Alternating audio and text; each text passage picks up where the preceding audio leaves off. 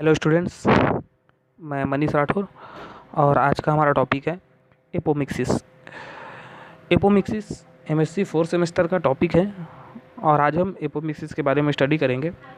तो एपोमिक्सिस को स्टडी करने के लिए यहाँ पे निम्न पॉइंट्स यहाँ पे दिए हुए हैं और इन सभी पॉइंट के बेसिस से हम एपोमिक्सिस के बारे में स्टडी करेंगे। तो यहाँ पॉइंट्स दिया हुआ है। एक तो सामान्य परिचय हो जाता है और एपोमिक्सिस टाइप्स ऑफ एपोमिक्सिस, इसके बारे में हम स्टडी करेंगे। पहला है इसका एपोगेमी और दूसरा है एडवेंटिव एम्ब्रियोनी और तीसरा है पार्थोजेनेसिस, चौथा है डिप्लोस्पोरी और पांचवा है एपोस्पोरी। उसके बाद हम स्टडी करेंगे इसके इम्पोर्टेंस के बारे में और इन सभी के पॉइंट के बेसिस से हम एपोमिक्सिस के बारे में स्टडी करेंगे। तो सबसे पहले हम देख लेते हैं कि एपोमिक्सिस होता है क्या है। तो एपोमिक्सिस प्रजनन की वह विधि है जिसमें बिना निषेचन के एक एम्ब्रियो का निर्माण हो जाता है और यही एपोमिक्सिस कहलाती है। जैसे कि आप सभी जानते हैं कि सभी प्लांट्स में कई प्रकार के प्रजनन की विधि होती है और इसके माध्यम से वो अपनी संख्या में वृद्धि करते हैं। तो जैसे कि अब हम जानते हैं कि वेजिटेटिव रिप्रोडक्शन हो गया, सेक्सुअल हो गया, असेक्सुअल हो गया, इन सभी रिप्रोडक्शन के माध्यम से प्लांट अपनी संख्या में निरंतर वृद्धि करते जाते हैं। लेकिन ये एक स्पेशल मेथड होता है, स्पेशल फर्टिलाइजेशन का मोड होता है, रिप्रोडक्शन का मोड होता है, जिसमें बिना फर्टिलाइजेशन के एक भ्रूण का फॉर्मेशन हो जाना, एक एम्ब्रियो का फॉर्मेशन हो जाना, यही एपोमिक्सिस कहलाता है।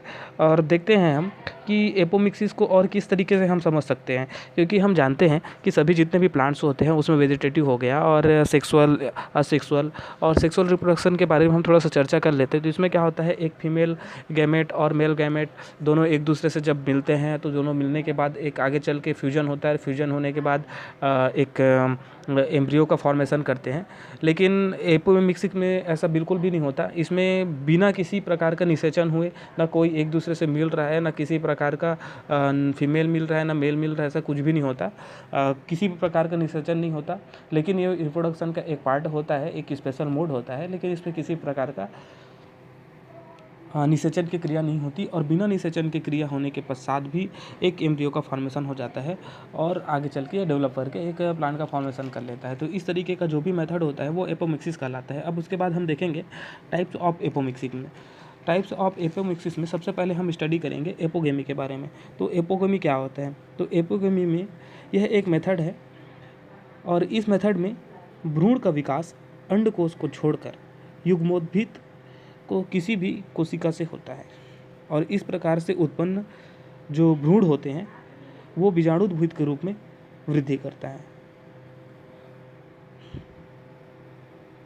एपोगेमी में एक प्रकार का मेथड होता है। इसमें जब एम्ब्रियो का विकास होता है तो विकास अंडकोश को छोड़कर गेमेटोफाइट की किसी भी सेल से होता है। गेमेटोफाइट का कोई भी सेल होता है उससे इस कोशिका का विकास होगा और इस प्रकार से जो उत्पन्न होगा एम्ब्रियो वो सेप्रोफाइटिक के रूप में वृद्धि करता है। उसके बाद हम देखेंगे एडवेंटिक एम्ब्रियोनी। एडवेंटिक एम्ब्रियोनी में क्या होता है? तो एडवेंटिक एम्ब्रियोनी की हम स्टडी करते हैं तो कभी कभी कुछ प्लांट्स का एम्ब्रियो सीधे न्यूशेलस तथा इंटीग्यूमेंट की कोशिकाओं से उत्पन्न होता है।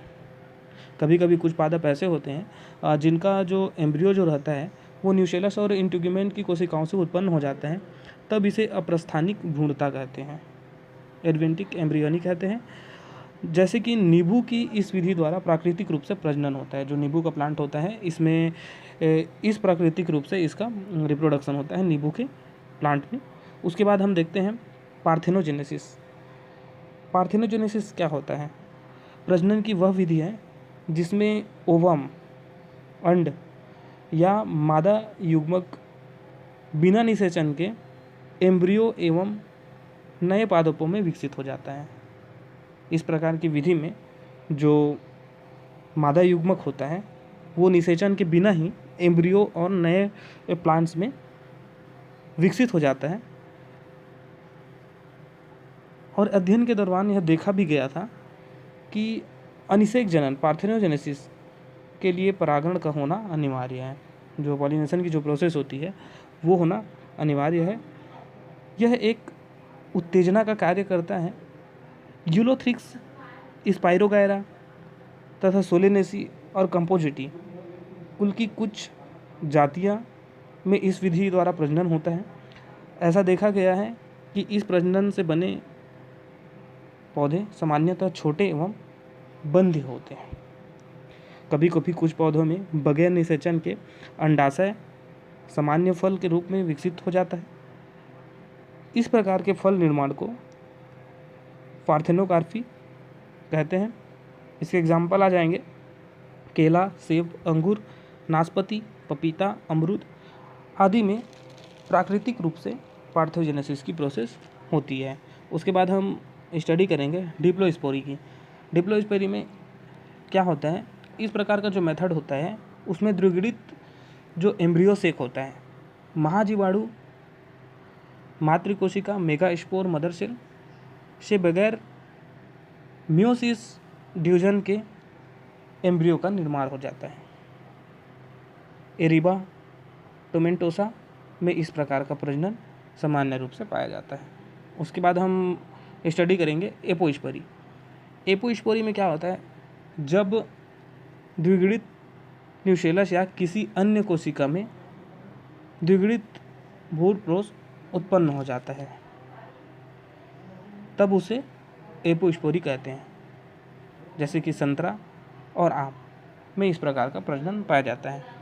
अतः हम ये बोल सकते हैं कि एपोमिक्सिस में बिना किसी भी निषेचन के एक एम्ब्रियो का फॉर्मेशन हो जाना ही एपोमिक्सिस कहलाता है। और ये सभी टाइप्स थे, सभी टाइप्स के बारे में मैंने बता दिया। अब हम देखते हैं कि इसके इंपॉर्टेंस के बारे में कि एक्चुअल में इंपॉर्टेंस क्या क्या होते हैं इस एपोमिक्सिस की। तो इसमें फर्टिलाइजेशन की प्रोसेस के बिना ही बन जाता है एम्ब्रियो का बन जाना। इसमें किसी भी प्रकार का दो सेल्स की ज़रूरत नहीं पड़ती। और सबसे बड़ा चीज़ है, ये तो फर्टिलाइजेशन की प्रोसेस है, रिप्रोडक्शन की प्रोसेस है, लेकिन इसमें बिना निषेचन के ही एक एम्ब्रियो का फॉर्मेशन हो जाता है।